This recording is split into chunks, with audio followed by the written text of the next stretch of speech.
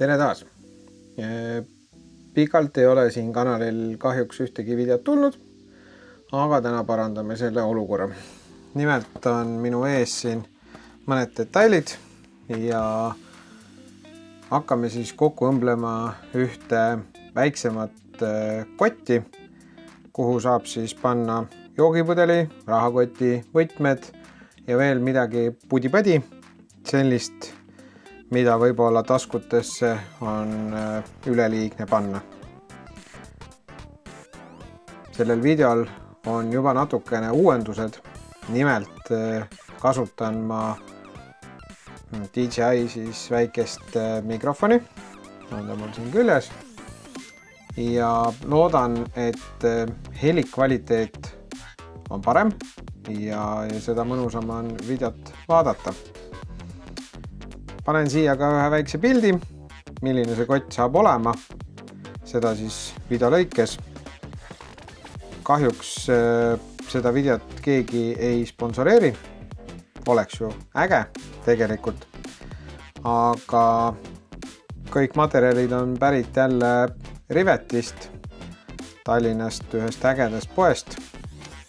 Nii kangas, sinine polüester kui ka kõik kattematerjalid ja ka niidid. Ja vaikselt hakkame siis pihta.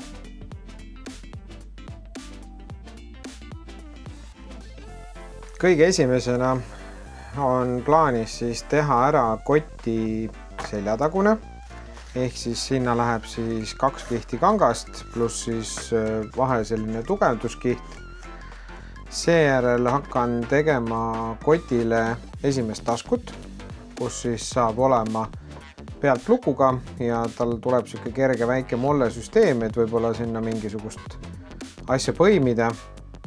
Ja siis juba edasi koti nii-öelda lukuosa ja kõik siis muud asjad.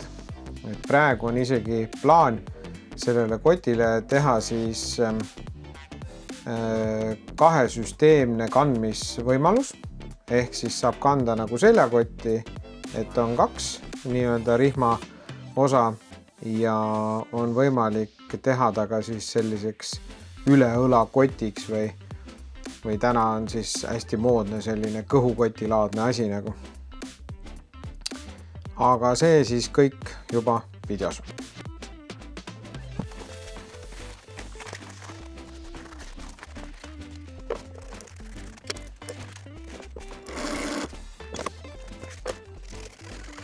No nii, akna taga hakkas natukene vaikselt vihma sadama. Võib-olla ei saagi öelda, et vaikselt, aga päris kõvasti. Aga mina olen nüüd ära õmmelnud seljataguse. Siia siis vahele läks 5 mm paksune vahtplast ja 2 kihti siis kummagine poole.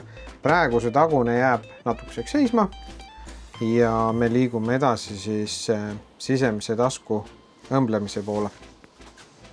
Selleks on meil siis üks osa ja siia tuleb siis lukk õmmelda külge. Kui me selle oleme ära teinud, siis katsume vaadata edasi. Sellele taskule ei tule nagu sisemist taskust siia luku teisele poole õmmelda topelt, kuna siia tuleb niikuinii teine kate peale ja siis jääb see tasku osa siia lihtsalt sisse. Et lihtsalt küsimus on täna, kus kõrguse peal. No nii, vahepeal nüüd mitu etappi siin ära juhtunud. Natukene saab ka eetriväliselt õmmelda, aga kõigepealt siis sai õmmeldud lukk siia nii-öelda sisemisele taskule. Nüüd sai valmis õmmeldud ka välimine väike kotikene, mis läheb siis selle ühe siis kanga külge siia peale selliselt. Ja siis läheb veel siia sellele kangale üks takk ja riba laiem, et saab mõne mingisuguse asja sinna, nii nagu siin on pandud, et saab külge nii-öelda riputada. Ja kui need asjad on nüüd omavahel koos, siis saab need kaks omavahel pahupidi kokku õmmelda ja siis juba saab selle koti nii-öelda pea luku juurde liikuda. 4. molleriba, siia saab mingisuguse konksukese või millegi külge panna. Nüüd tuleb märkida see kott ilusti siia selle kaane peale ja siis õigete kohtade pealt siis ilusti kokku õmmelda. Tegutseme edasi.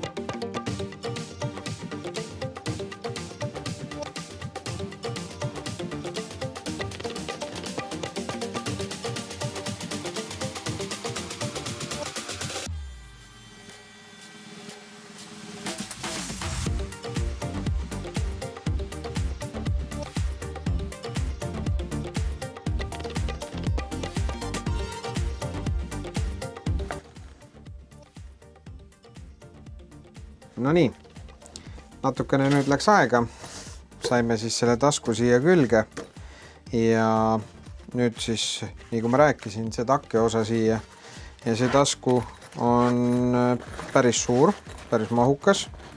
Eks ta võtab oma vormi ikkagi, kui siia midagi sisse panna ja ma usun, et ta nagu on oma asja siin väärt.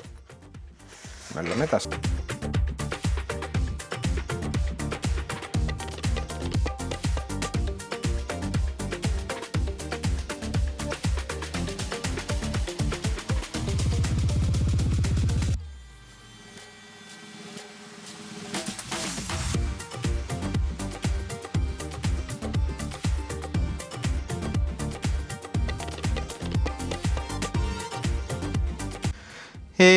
Nüüd siis on ka esimene paneel valmis. See, kui suured need kumerused tulevad, see nüüd natuke aja pärast selgub.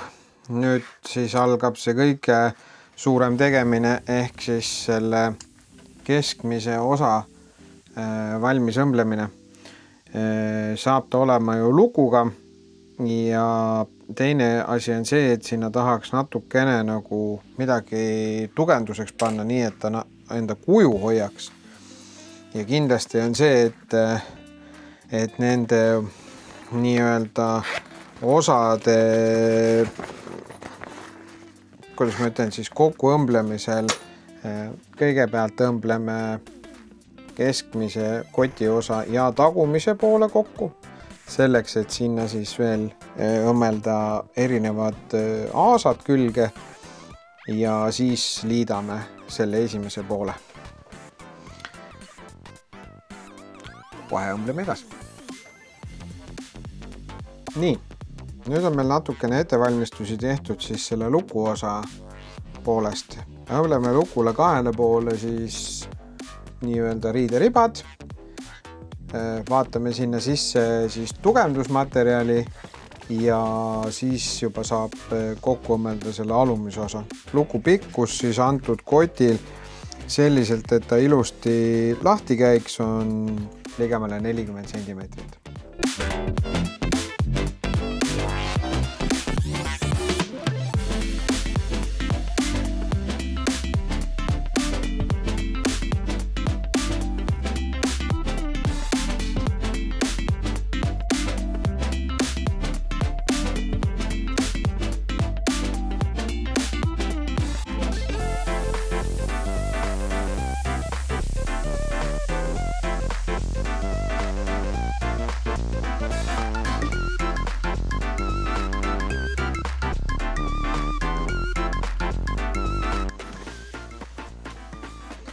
Nii, nüüd on lukuosa on kokku õmmeldud. Nüüd siia 2 kihi vahele katsume panna natukene tugevdust, et kui ta oma kuju hakkab võtma, siis ta jääb tugevam. Nii, lukuosale nüüd natukene siia tugevdus ka õmmeldud.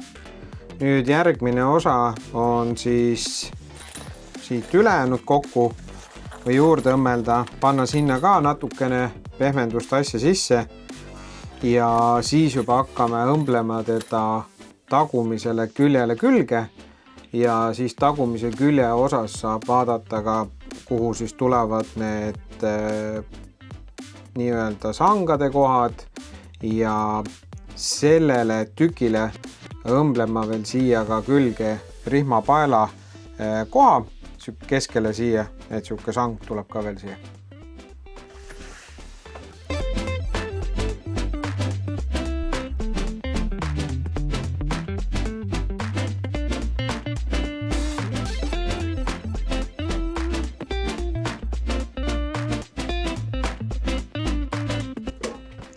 Minu meelest päris ilus sang.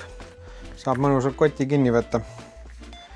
Nii, nüüd edasi hakkame siis meisterdama siia seda ülejäänud osa. Nii, nagu juures olevat pildilt näha on, hakkab vaikselt tagumine osa külge saama. Ei lõiganudki teda siukseks poolkumeraks, vaid tõmbleme osad külge ja siis saab kandi peale panna ja siis on juba teine. Nagu ikka nende mõõtmistega tekkis siis väike ülejääk. Nüüd võtan siit paar õmblust lahti, nihutame ta õigeks ja siis saab juba kokku panna.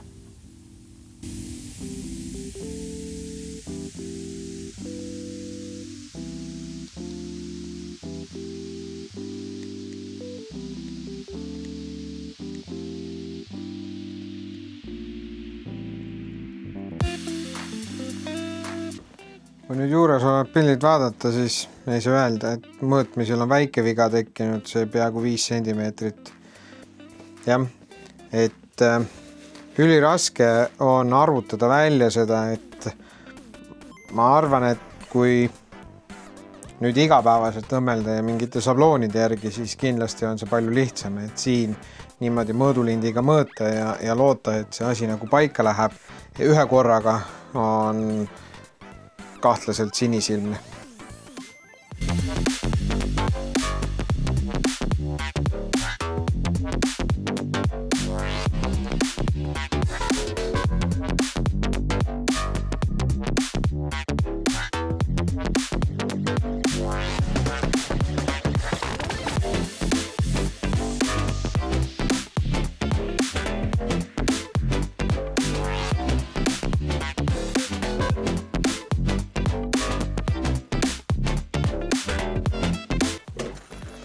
Nii, tagumine külg nüüd külge õmmeldud. Nüüd on siis see osa, kus me hakkame vaatama, kuhu tulevad need küljeklambrid ja kuhu tuleb siis ülemine klamber. Ja kui need on siia sisse poole ära õmmeldud, siis saame nii-öelda selle esimese osa siia külge panna ja siis saab vaikselt juba jälle edasi minna selle asjaga.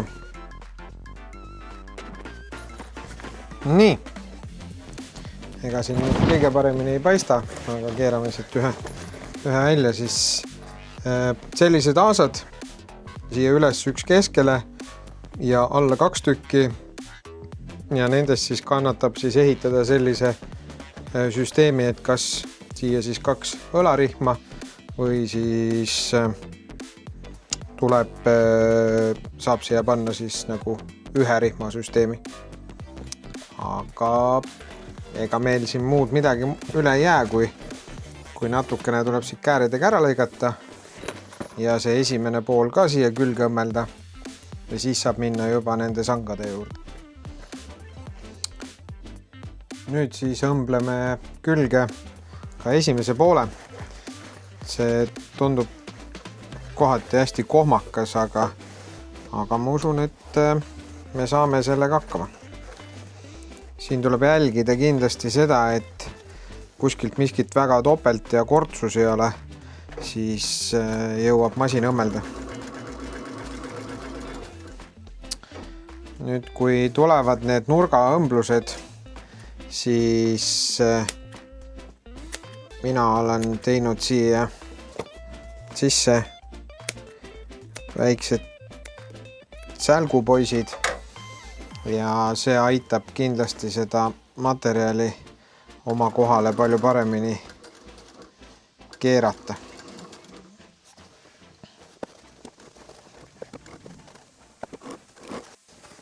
Kindlasti jälgida seda, et mõlema nii-öelda detailiservad oleks kohakuti, et ei tekiks sellist, kuidas ma ütlen siis, puudujääki.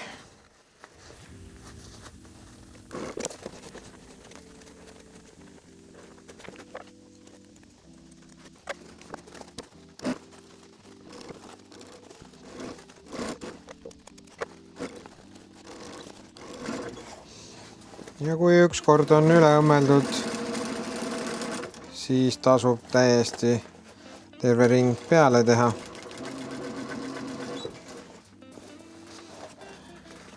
Sellega tagame kindlasti selle, et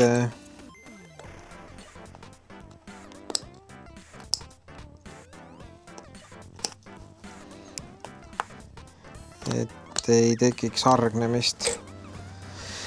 Ja siin oligi väike error juba, kus tegelikult üks vale kiht oli jäänud õmblusesse kinni.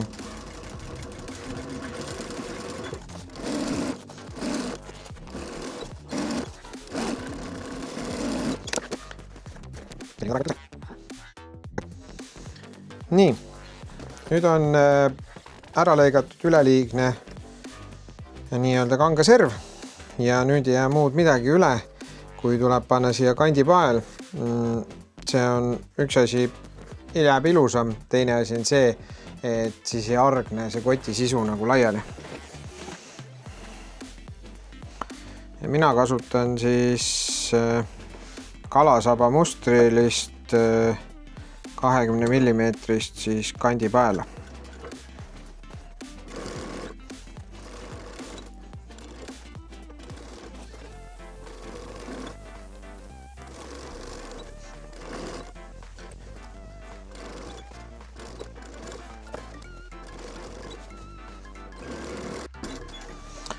Ja kuna mina oma kandi õmblemisel kahjuks kandihuulikut ei kasuta, mul ei ole sellist asja sellele masinale, siis selle pooleks murdmisel peab olema selline hästi rahulik ja kindlasti vaatama, et võib-olla on isegi mõttekas teist korda üle lasta, selleks, et see kant ilusti ikkagi kangaga kokku saaks, mitte lihtsalt ta ei oleks omavahel ühenduses.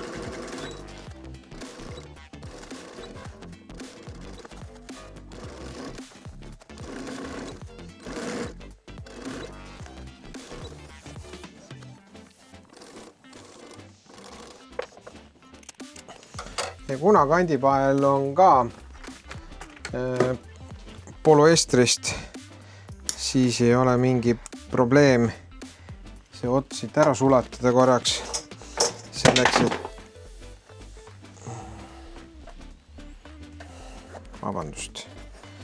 mõnikord asjad kukuvad.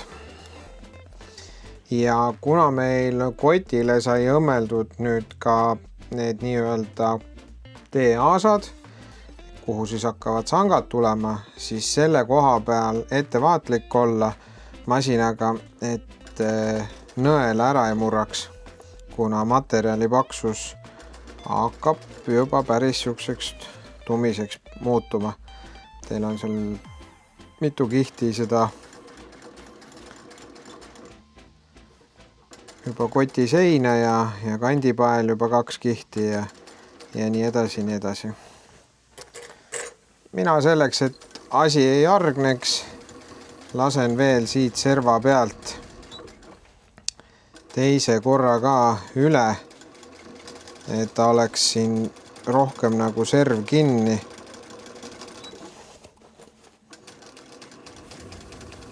ja kus on paksemad kohad, siis seal kindlasti aeglustada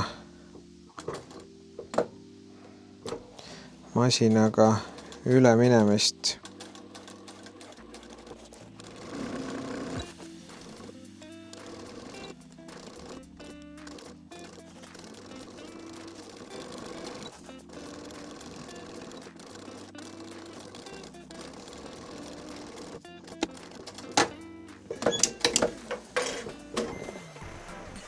Vot selliselt.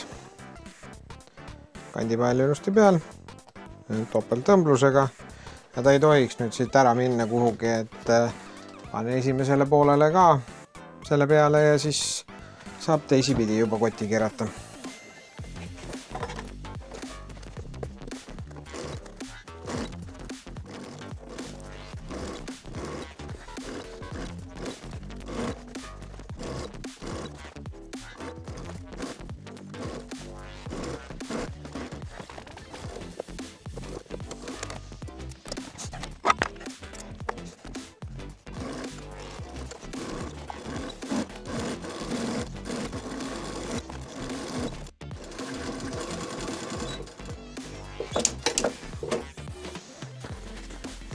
Nii, mõlemad kandid peal. Vaatame nüüd, kas see kott on nüüd selline, nii nagu me soovisime. Hakkame teda vaikselt siis ümber keerama.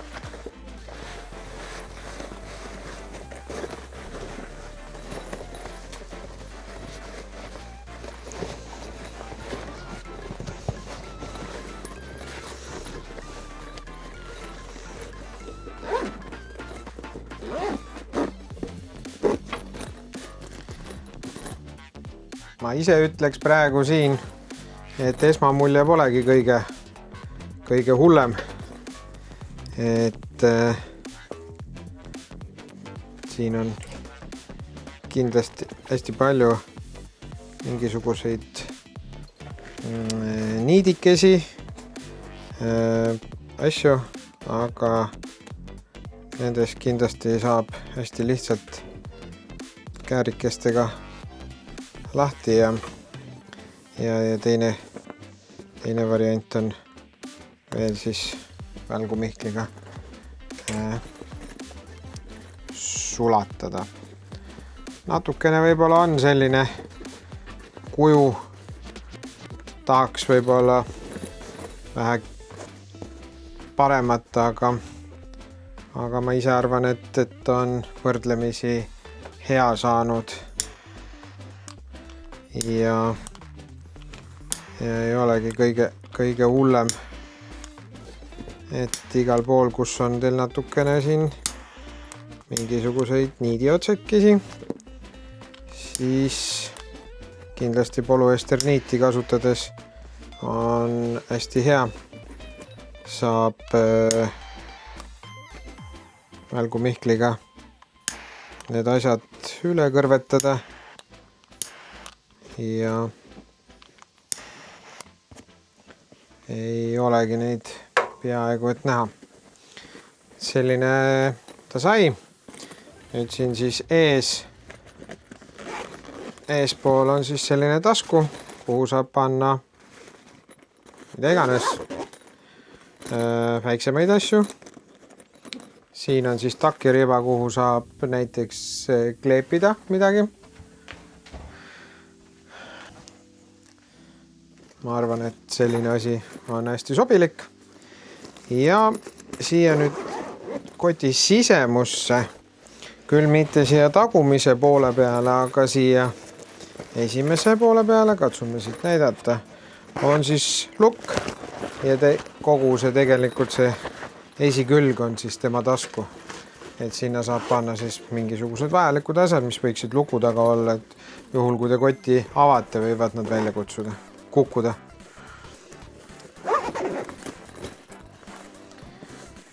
Nüüd on jäänud ainult siis sangade osa lahendada, et kas nüüd panna siia ainult rihmadega, rihmapael nii öelda, või siis peab siia tekitama siis sellised ikkagi nagu seljakoti moodi asjad, aga seda juba varsti. Nii, nüüd on siis olemas selle kotiga sangad. Nii nagu ennist juttu oli, siis rihmapaelast ei tulnud ei teinud sellist nagu tavaline see seljakoti sanga. Pigem on karabiinidega, saab ära võtta ja selle koti nii-öelda allotsas on ka karabiinid. Et tegelikult on võimalik sellest ühest rihmapaelast pikendades siis seda tekitada selline aas, millega saab siis kanda kotiga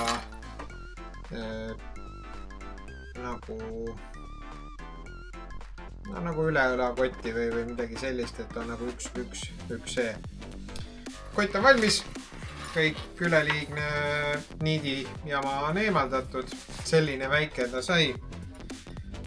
Väga väike ei olegi, et mahub siia päris omajagu neid asju. Ja ega siit ei olegi midagi muud kui, et aitäh, et vaatasid. Pane ikkagi väike pöidla nupukene, et äge on vaadata, kui inimesed kaasa elavad sellistele käsitöö asjadele. Ja kui sul on soov ka endale midagi sellist saada, siis alati võib kirjutada, saab suhelda, mis värvi, mis tegumoega, taskuga, ilma taskuta, et kõike saab kujundada vastavalt soovile. Seniks aga kõike head!